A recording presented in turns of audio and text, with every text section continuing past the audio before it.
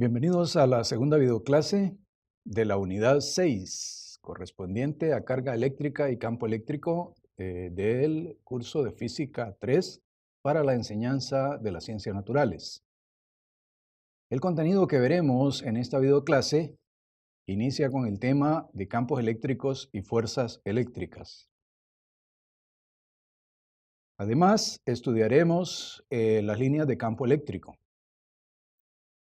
Discutiremos un poco sobre los dipolos eléctricos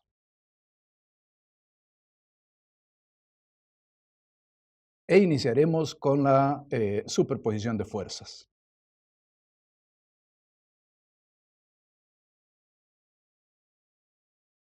Los experimentos demuestran que cuando dos cargas ejercen fuerzas de manera simultánea sobre una tercera carga, la fuerza total que actúa sobre esa carga es la suma vectorial de las fuerzas que las dos cargas ejercen individualmente.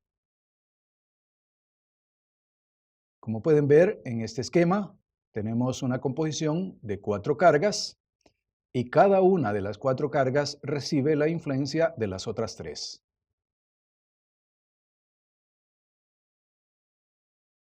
Esta propiedad importante, llamada principio de superposición de fuerzas, se cumple para cualquier número de cargas. La ley de Coulomb debería usarse tan solo para cargas puntuales en el vacío. Si hay materia presente entre las cargas, entonces la fuerza neta que actúa sobre cada una de ellas obviamente se altera debido a las cargas inducidas en las moléculas del material interpuesto. El campo eléctrico y las fuerzas eléctricas. Cuando dos partículas cargadas interactúan en el espacio vacío, ¿cómo podemos saber cada una que la otra está ahí? ¿Qué ocurre en el espacio entre ellas que comunica el efecto de una sobre la otra? Responderemos a estas preguntas y a la vez reformularemos la ley de Coulomb de una manera muy útil, con el empleo del concepto de campo eléctrico. Si tenemos en una región del espacio dos partículas cargadas, una de manera positiva y otra de manera negativa, entonces podemos imaginarnos que en el espacio entre ellas hay cierto campo eléctrico que es el que transmite físicamente la interacción entre esas dos cargas. Este campo eléctrico podemos imaginarlo como líneas de fuerza que nosotros trazamos o dibujamos en el espacio entre las dos cargas consideradas. El campo eléctrico y las fuerzas eléctricas. Campo eléctrico. Una manera de concebir la fuerza entre cargas es como una acción a distancia, es decir, como una fuerza que actúa a través del espacio vacío sin necesidad de materia.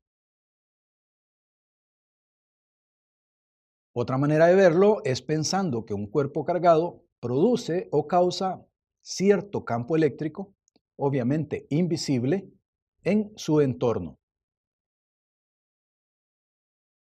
Si se coloca un punto P en el entorno de un cuerpo cargado, una carga puntual de prueba, esta experimentará una fuerza F sub 0 que evidenciará la existencia del campo producido. De manera que la fuerza eléctrica sobre un cuerpo cargado es ejercida por el campo eléctrico que otros cuerpos cargados originan. La fuerza es una cantidad vectorial, por lo que el campo eléctrico también presenta dicho carácter vectorial. Definimos el campo eléctrico en un punto como la fuerza eléctrica que experimenta una carga de prueba Q sub 0 en dicho punto, dividida entre el valor de la carga Q sub 0. Entonces, si nosotros tenemos un cuerpo cargado, para evidenciar la existencia de ese campo eléctrico, colocamos en el entorno del cuerpo cargado una carga de prueba. Y esta carga de prueba experimentará una fuerza debida a la existencia de ese campo eléctrico. Esta fuerza puede tener una naturaleza atractiva o repulsiva en función del signo de la carga de prueba que nosotros podamos haber introducido en ese campo. Por convención, la carga de prueba será siempre de signo positivo para evitar ambigüedades. Entonces, el campo eléctrico se encuentra como el cociente entre la fuerza ejercida por el campo entre el valor de la carga. Es decir, la fuerza eléctrica vendrá a ser el producto del valor de la carga por el valor del campo eléctrico en esa región. Consideren que en esta ecuación es solo válida para cargas de prueba puntuales, es decir, cargas extremadamente pequeñas. El campo eléctrico y las fuerzas eléctricas. Veremos en primer lugar el campo eléctrico de una carga puntual.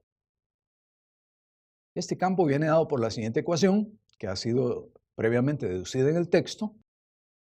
El valor del campo eléctrico como magnitud vectorial se calcula como una constante de proporcionalidad que es 1 sobre 4 pi epsilon 0 por el cociente entre el valor de la carga y el cuadrado de la distancia de separación de la carga que origina el campo. Esto, para darle el carácter vectorial, requiere el vector unitario r en la dirección radial que une las cargas consideradas. De manera que en este esquema representamos el campo que sería producido en primer lugar por una carga positiva, en segunda instancia por una carga negativa. En el primer caso, el campo producido por una carga puntual positiva apunta en una dirección que se aleja de la carga, de manera radial. En el segundo caso, el campo producido por una carga puntual negativa apunta hacia la carga. Es decir, podemos imaginarnos el campo como saliendo de la carga positiva y entrando en la carga negativa. Líneas de campo eléctrico. Las líneas de campo eléctrico son líneas imaginarias trazadas a través de una región del espacio de gran ayuda para visualizar los campos eléctricos. En cualquier punto específico, el campo eléctrico tiene dirección única, por lo que las líneas de campo nunca se cruzan.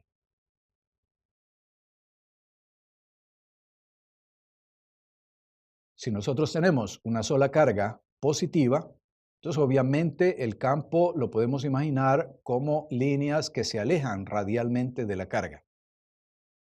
En cada punto del espacio podemos nosotros calcular la intensidad de ese campo. Si tenemos una configuración de dos cargas, una negativa y otra positiva, entonces obviamente las líneas de campo que son radiales en el primer caso van a tender a desconfigurarse por la atracción eléctrica entre ambas cargas. De tal manera que podemos dibujar la configuración del campo eléctrico en la región de dos cargas, una positiva y otra negativa, como lo representado en la figura. Las líneas de fuerza se dibujan entonces saliendo de la carga positiva y entrando en la carga negativa.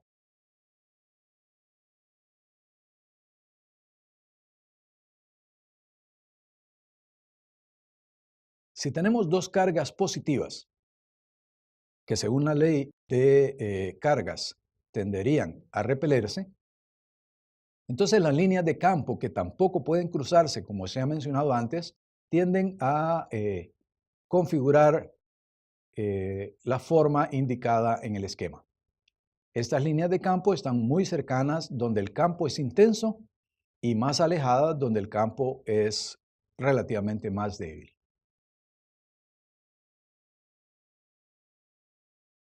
Es importante anotar que no deben confundirse las líneas de campo eléctrico con trayectorias. Estas líneas son líneas imaginarias que nos sirven para visualizar la configuración del campo, pero no son de ninguna manera trayectorias. En ciertas ocasiones, cuando usted carga un objeto metálico, puede recibir una chispa o una descarga. Todos hemos experimentado eso. Preguntamos entonces, ¿por qué esto tiende a ocurrir más bien en los días secos que en los días húmedos? ¿A qué se deberá?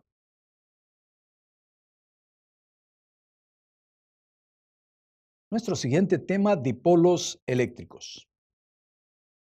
Un dipolo eléctrico es un par de cargas puntuales de igual magnitud y signos opuestos separadas por una distancia d.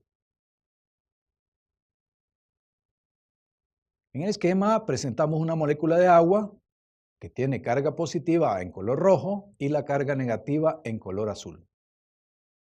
Sucede que la molécula de agua conformada por 3 átomos, uno de oxígeno y 2 átomos más pequeños de hidrógeno, tiene una configuración como la que se representa en la figura. Y debido a esa configuración hay una cierta separación entre las cargas de la molécula de agua. Es decir, en un extremo tenemos una mayor concentración de carga negativa, en el otro extremo tenemos una mayor concentración de carga positiva. Esto configura lo que llamamos un dipolo eléctrico. En este caso, el momento dipolar eléctrico P está dirigido del extremo negativo al extremo positivo de la molécula. Esta característica de la molécula de agua como molécula dipolar le otorga al agua las propiedades físicas y químicas que conocemos tan útiles para la vida.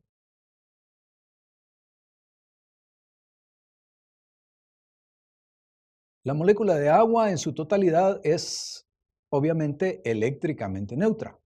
Sin embargo, los enlaces químicos dentro de la molécula ocasionan este desplazamiento en las cargas que generan precisamente el dipolo eléctrico.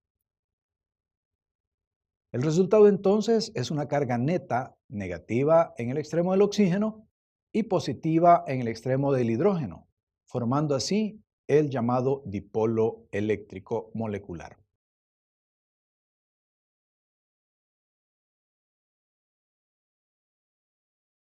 Cuando se disuelve en agua la sal, se disocia entonces en un ion de sodio positivo y un ion de cloro negativo, los cuales tienden a ser atraídos hacia los extremos negativo y positivo respectivamente de las moléculas del agua.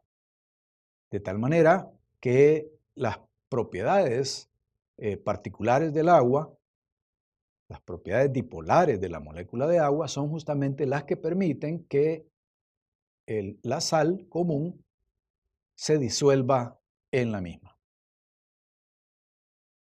La fuerza neta sobre este dipolo eléctrico es cero, pero hay un par de torsión dirigido hacia la parte interna de la página que tiende a hacer girar el dipolo en el sentido horario. Es decir, si consideramos el dipolo como dos extremos, uno cargado positivamente y el otro negativamente, entonces en un campo eléctrico externo esto tiende a formar un par de torsión que hace girar el dipolo.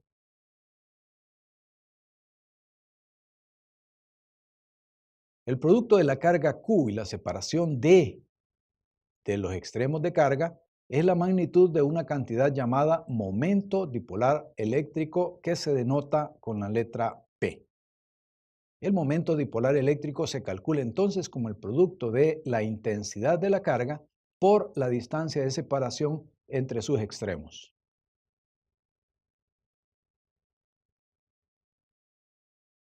Pregunta: ¿qué fuerzas y pares de torsión experimenta un dipolo cuando se coloca en un campo eléctrico externo? ¿Qué campo eléctrico produce un dipolo eléctrico por sí mismo? El momento dipolar eléctrico se define como una cantidad vectorial cuya magnitud está dada por la ecuación anterior. La magnitud del par de torsión neto es tau y viene dada por la siguiente ecuación.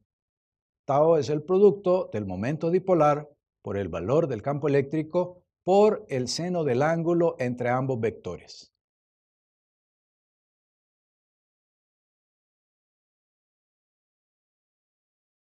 O bien podemos escribirla esta ecuación en forma vectorial. Tau es el producto vectorial del vector momento dipolar eléctrico por el vector campo eléctrico y por tanto el momento de torsión es también un vector. Podemos utilizar la regla de la mano derecha para verificar la dirección de tau. En este caso, colocamos nuestra mano en la configuración indicada en la figura, señalando con nuestro dedo pulgar la dirección Z vertical, con el índice la dirección X horizontal y con el dedo anular la dirección Y horizontal. De tal manera que esto nos da la forma en que los tres vectores se ubican de manera perpendicular uno al otro.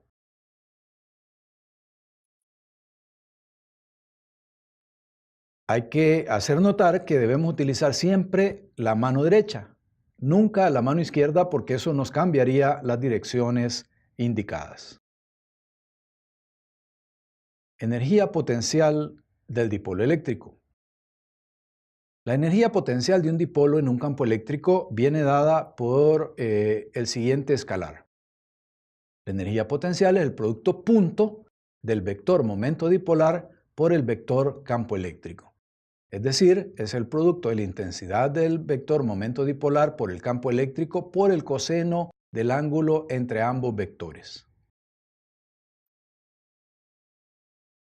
La energía potencial tiene su valor mínimo cuando U es igual al negativo del producto de BP por E. Es decir, ese es su valor más negativo, en la posición de equilibrio estable donde Φ es igual a 0 y P es paralelo al vector de campo eléctrico. Por otro lado, la energía potencial es máxima cuando Φ vale pi y es totalmente antiparalelo al vector de campo eléctrico. Entonces, en este caso, la energía potencial es el producto de P por E en su valor positivo. En el ángulo Φ igual 2pi, donde P es perpendicular a U es igual a 0.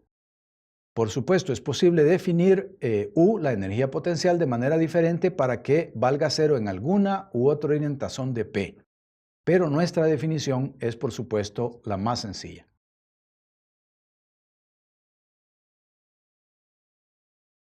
Seguimos utilizando como texto de estudio Física Universitaria de Szymanski, volumen 2, 13ª edición de Pearson, del 2013, en el capítulo 21.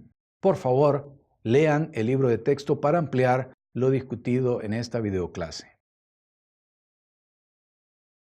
Algunos textos complementarios recomendados. Eso es todo por ahora. Nos encontraremos en la siguiente videoclase. Muchísimas gracias por su atención.